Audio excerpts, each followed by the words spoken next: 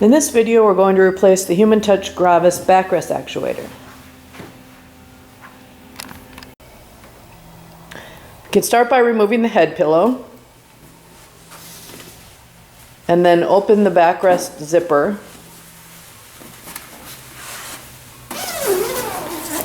And then the inner zipper.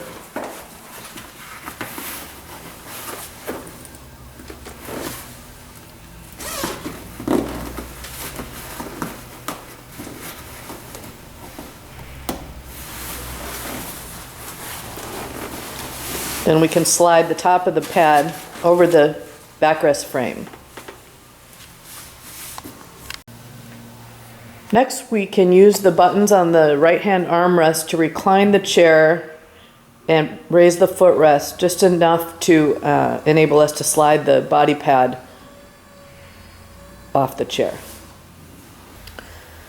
Next, we're going to fold the backrest pad forward onto the chair seat, detaching the hook and loop fasteners there until it's positioned like this. This will allow us to access the cavity in which the air hose and heat connections are stored.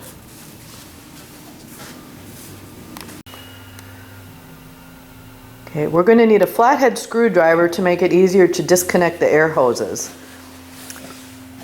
So starting on one side of the air hose, just push in the plastic tab and then use a flathead screwdriver to separate the two sides of the connection. And then do the same thing on the other side. Then you can pull those apart. And then there's one air hose connector that's off by himself. You don't really need a screwdriver to disconnect that one. Just push in on both sides and detach it. And then standard connectors, find the connector release for the heat connections. Okay, then we can pull the cabling up through the hole in the canvas and continue to remove the pad all the way from the chair. There are additional hook and loop fasteners right at the footrest there.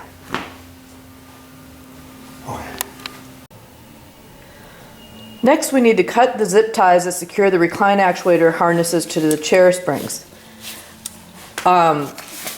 You can see there's one right here. However, we also need to check, because newer chairs have an additional zip tie securing the harnesses to the chair frame, as you can see back there. So there may be two zip ties you need to cut in order to release the harnesses. Next, we're going to tip the chair onto its right-hand side to provide easier access to the backrest actuator. Next, we need to unplug the backrest actuator cable from the main control module. You can see it's clearly marked back. Okay, and you can pull that harness then through the chair canvas. Okay, next we're going to use a 5mm Allen wrench to remove the Allen screw that secures the rear part of the actuator.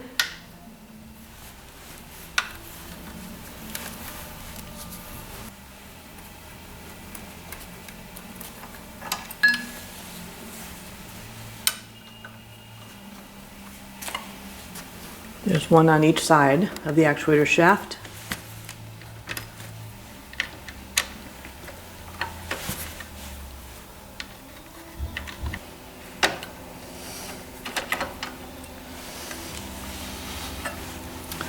Okay, then we're ready to remove, you can maybe use that same Allen wrench to pop the clip off that secures the hinge pin at the other end. And push that pin through to the bottom, and you can remove the actuator from the chair. To install the new actuator then, you can place the actuator into position and make sure that those two white plastic bushings are installed on the actuator at the front end.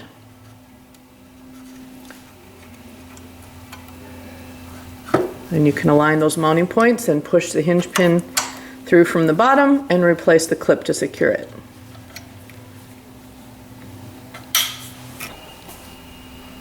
At the other end of the actuator then, we again need to make sure that we have the bushing, so you can install a bushing right onto the screw and align the mounting points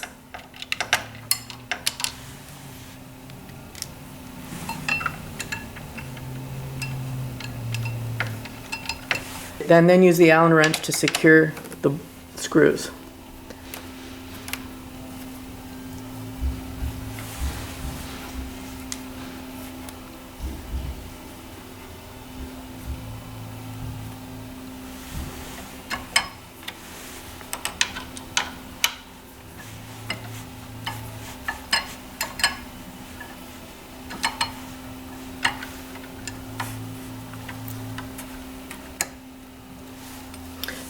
It's important to make sure that the bushings are flush with the bracket when completing the tightening of the screws.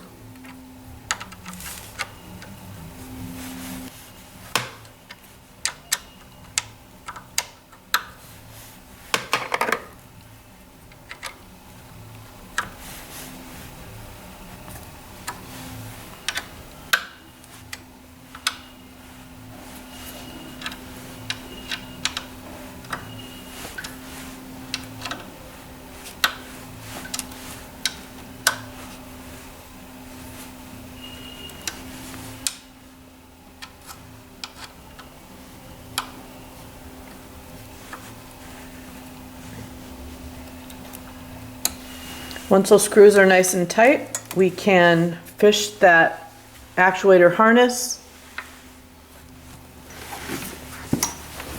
through the seat canvas up into the seat area.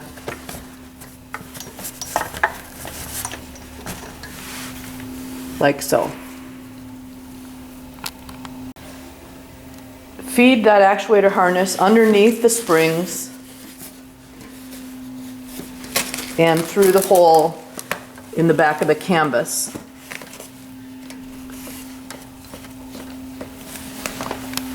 Plug the actuator connector into the main control module. Make sure when you're doing this to align the slot on the connector with the slot on the main control module to avoid damaging pins.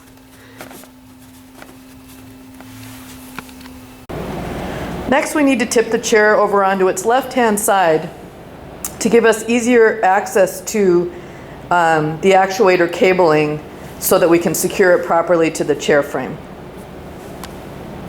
And then we can open the flap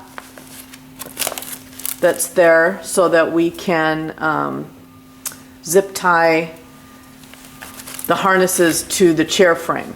Now the way we're going to do this is we're going to install 2 zip ties in a crisscross format, taut but not tight, because we're going to add some slack into those harnesses. But let's get the zip ties into position.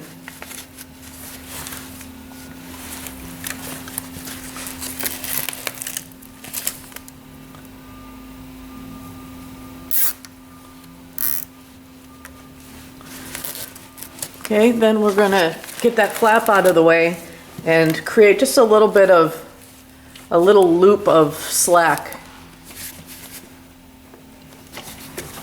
Like so. So it's not totally tight. And then we can complete the tightening of the zip ties and cut the excess zip tie.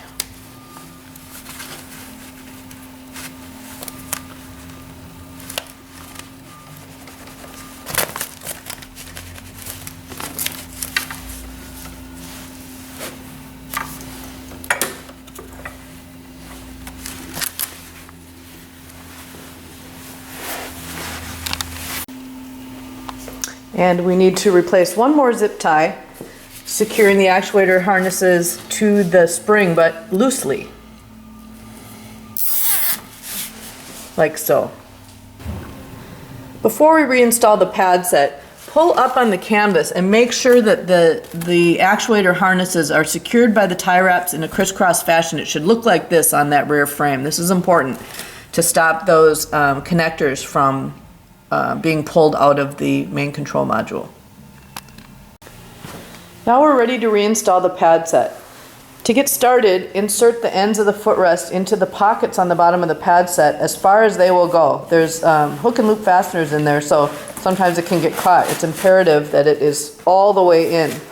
And the way you'll know if it's all the way in is the hook and loop fasteners on the bottom of the pad set will align with the same hook and loop fasteners on the canvas seat.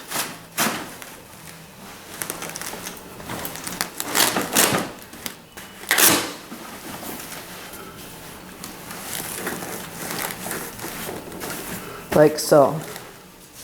Okay, then we can feed the air hoses and heating cabling through the hole in the seat canvas.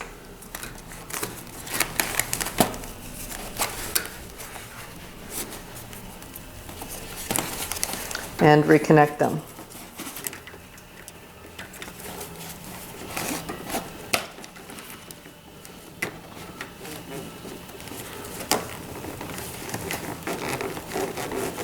Make sure the side tabs are all the way through the corresponding And there's no gap. connector with no gap. That's the only way to make sure those hoses don't come apart.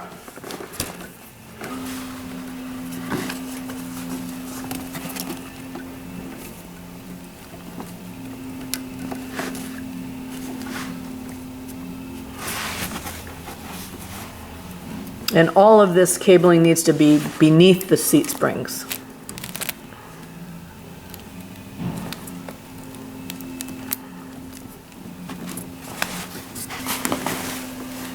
You'll likely need to roll the seat cushion up some more in order to get the small heating cable to connect.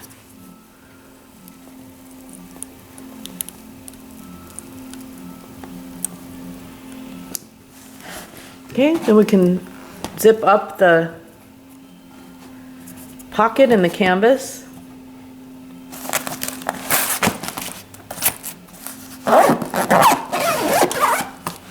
And continue rolling the pad set up into position.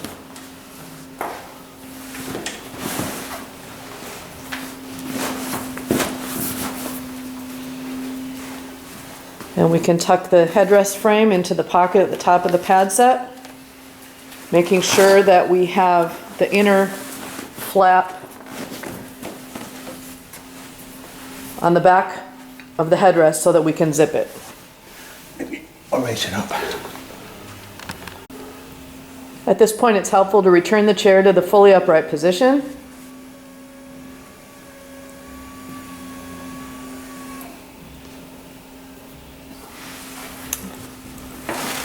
And then we need to zip that inner cloth flap. This is really important, otherwise the pad set does not hang properly in the back of the chair. So if the back of the chair pad set looks crooked, most likely this zipper was not connected.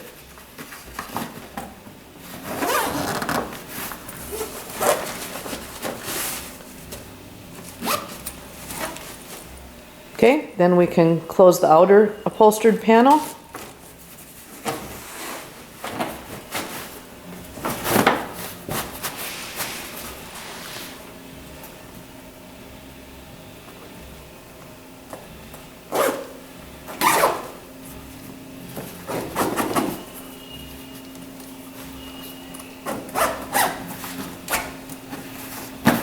And replace the head pillow.